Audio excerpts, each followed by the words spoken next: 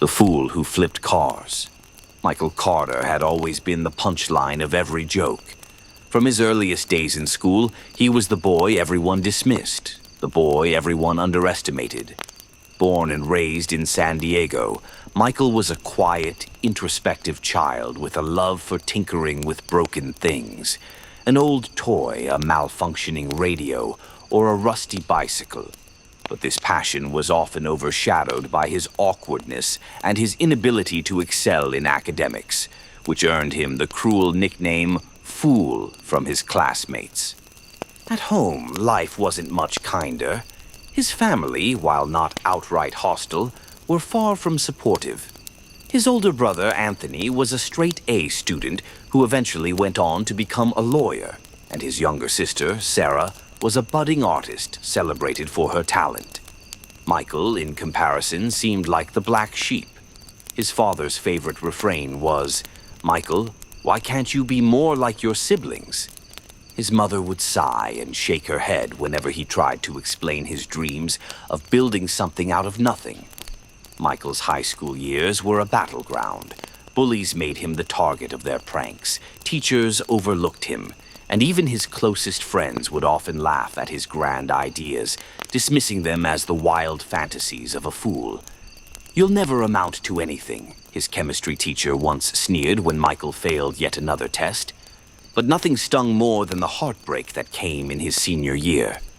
Melissa, the girl he'd quietly adored since freshman year, rejected him in the harshest way possible.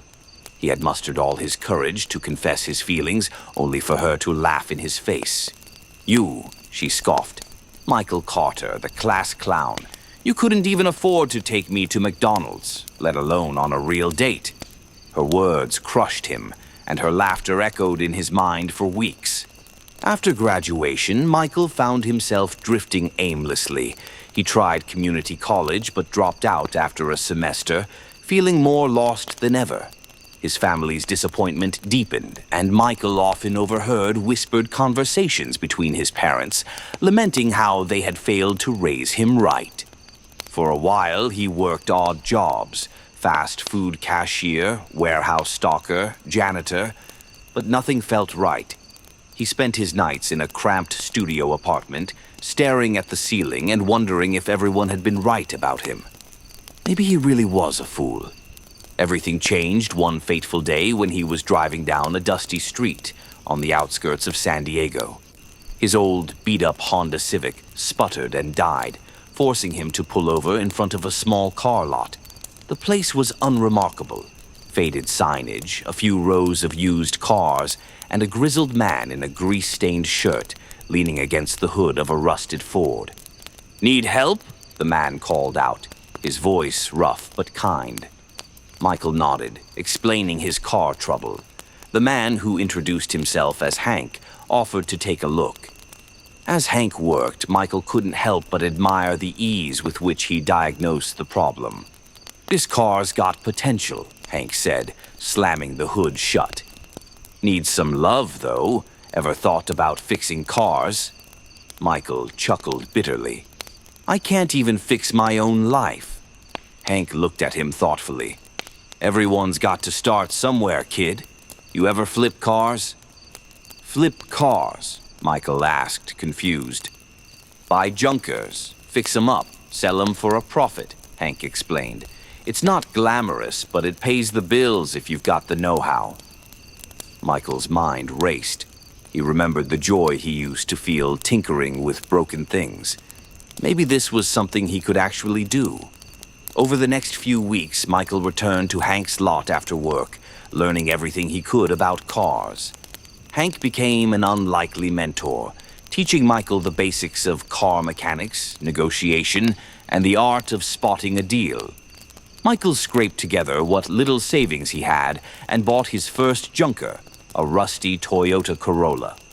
He worked tirelessly in his apartment's parking lot, pouring every spare minute into restoring the car. By the time he was done, the Corolla gleamed like new.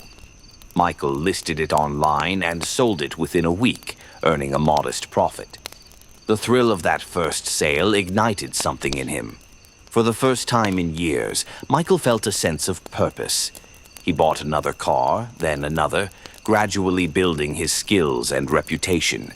He reinvested every penny he made, upgrading his tools and renting a small garage. His early days were tough. There were setbacks, cars that wouldn't sell, deals that fell through. But Michael refused to give up. He thought of all the people who had doubted him, who had laughed at him, and used their words as fuel to keep going. By the time Michael turned 25, his small operation had grown into a thriving business. He named it Carter's Classics, specializing in restoring vintage cars. His work attracted the attention of collectors and enthusiasts across San Diego, and his reputation soared. But Michael wasn't content to stop there. He began studying the auto market, learning about trends and consumer behavior. He expanded his business to include high-end luxury cars, flipping them for enormous profits. As his wealth grew, so did his ambitions.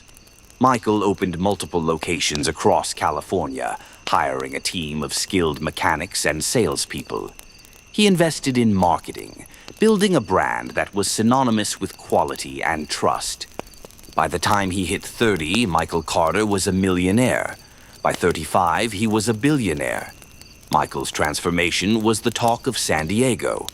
The boy everyone had dismissed as a fool had become one of the city's most successful entrepreneurs. He bought a sprawling mansion overlooking the Pacific Ocean, drove a fleet of luxury cars, and wore tailored suits that exuded confidence. Yet, despite his success, Michael remained humble. He never forgot where he came from or the people who had helped him along the way. He reached out to Hank, who had retired, and offered him a stake in the business. He also started a foundation to provide scholarships for underprivileged youth, hoping to inspire others who had been dismissed like he once was. One day, while attending a charity gala, Michael spotted a familiar face in the crowd. Melissa, the girl who had broken his heart all those years ago, approached him with a nervous smile. "Michael," she said, her voice uncertain. "It's been so long. I heard about your success. I always knew you'd do great things." Michael smiled politely, but his heart felt nothing. The pain she had caused him was a distant memory, overshadowed by the life he had built.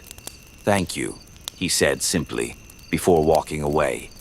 Despite the glitz and glamour of his new life, Michael found his greatest joy in the simplest things: a well-restored engine, a sunset drive along the coast, or the satisfaction of seeing a customer's face light up when they drove away in their dream car. He knew he couldn't change the past, but he had rewritten his future. The boy they had called a fool had proven them all wrong. And in doing so, he had found not just success, but a sense of self-worth that no amount of money could buy.